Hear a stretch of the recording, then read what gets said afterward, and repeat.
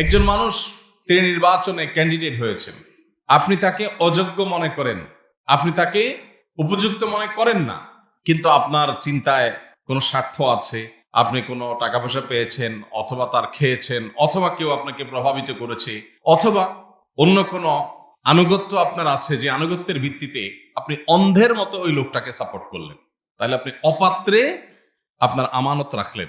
অপাত্রে যদি আমানত রাখেন তাহলে এটাকেই বলা হয় জুলুম, এবং এটা কিন্তু আল্লাহ তাআলার কাছে সবচেয়ে ভয়াবহ অপরাধগুলোর একটা। আর যুলমু যুলুমাতুন ইয়াউমাল কিয়ামা, নবীজি বলেছেন কিয়ামতের দিন দুনিয়ার জুলুম বহুমুখী অন্ধকার হয়ে আসবে।